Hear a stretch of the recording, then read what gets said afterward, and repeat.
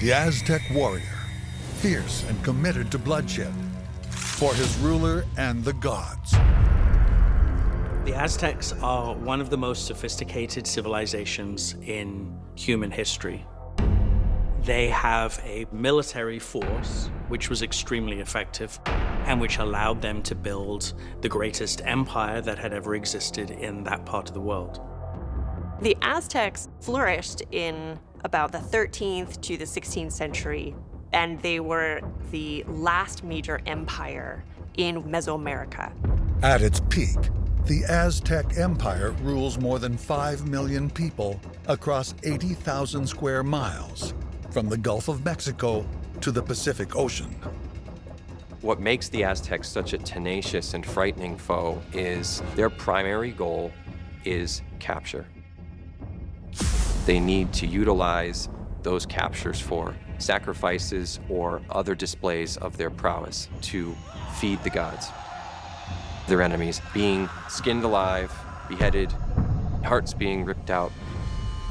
Pleasing the gods through the system of sacrifice is necessary for the success and lifespan of the Aztec Empire. Without captives, without sacrifice, the gods will die. If that doesn't sober you to the power, the audacity, and the mental fortitude of an Aztec, nothing will. An army brutal enough to crush all enemies needs a warrior wholly devoted to the Aztec Empire and the gods. To ingrain this loyalty in their forces, the Aztec warrior is shaped from the moment of birth. In all the most successful militaristic civilizations, training from birth is a must.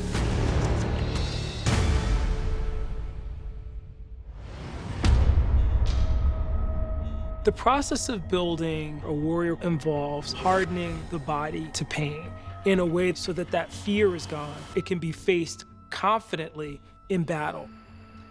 From a young age, they restrict the access to food. That is meant to encourage the ability to become skilled hunters, to be resilient. Fear, pain, death. The Aztec warrior must master them all to serve his rulers, including one whose legend endures. Montezuma II becomes emperor in 1502. He then seeks to expand the empire, but some subject city-states also seek to test his authority. He discovers that some Mixtec towns in southern Mexico, in what is today the state of Oaxaca, are rebelling. They are not paying their tribute. Tribute is a collection of goods that are sent to Tenochtitlan. These could be food goods, crops, textiles, featherworks, precious stones, things that display the power of Aztec emperors. Montezuma is then faced with a problem. How is he going to bring them back into the fold? Montezuma decides to take action against the Mixtec people, some 300 miles away. Moctezuma has sent 100 emissaries to get sand that is needed, this special sand for jewel working. People in Totepec will show Moctezuma that they will not subjugate to him in any way. They're not giving him anything. And they determine, in the end, that they will murder the emissaries. At some point, the Aztec emperor sends spies to infiltrate and confirm the news. And they find the bodies of the emissaries on the road. Moctezuma is enraged, of course, and determines to go to war. Such flagrant dissent is met with brutal force as the Aztec goes to war to preserve his empire. The people of Totepec are quite terrified, actually, of what might happen, and they build 5 walls of stone and brick outside their city. Moctezuma sends from Tenochtitlan and allied cities, perhaps as many as 400,000 warriors against Totepec. They march some 300 miles. They completely raid the town, and they burn the royal houses. When the Aztecs attack a city with the intention to subjugate it and collect tribute, they will allow the residents to remain safe if they peacefully surrender and agree to the terms of tribute collecting. If the town does not surrender, the Aztec warriors are then allowed to go in and raid the city after combat's done, much like the Vikings would, and collect loot. They massacre most of the people of the city.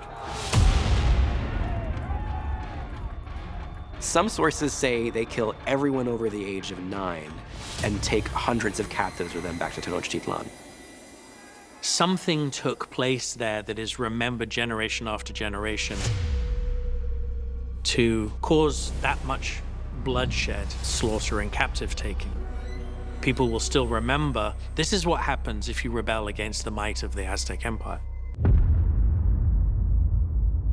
The Aztec Empire creates the most powerful warriors Mesoamerica has ever known. Driven by divine purpose, it rules for 200 years. But then, in 1519, a new threat appears.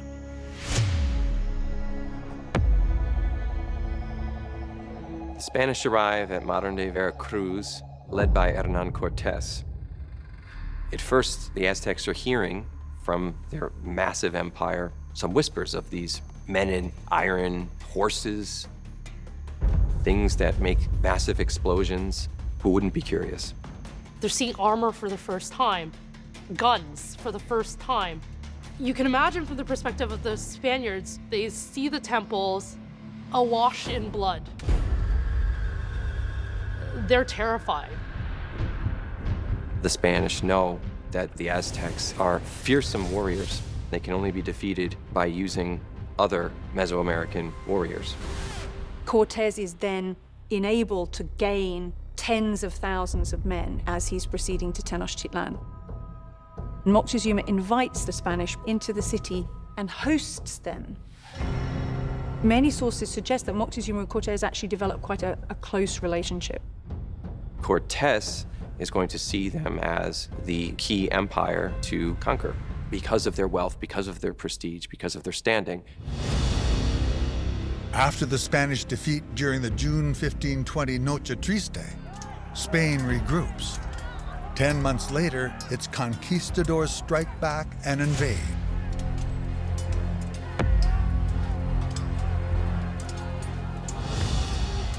And this time, obsidian weapons are no match for Spanish steel. Cortés has an abundance of resources to construct brigantines that are used to blockade the city and then prevent the Aztecs from receiving fresh water and food, or even from reaching out to help from any of their allies. People are eating bark and leather in order to try and survive.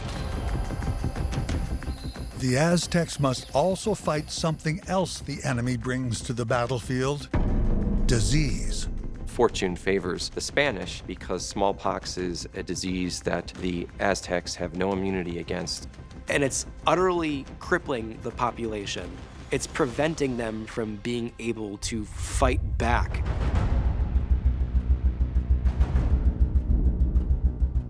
The Spaniards are ultimately able to vanquish the Aztecs in 93 days.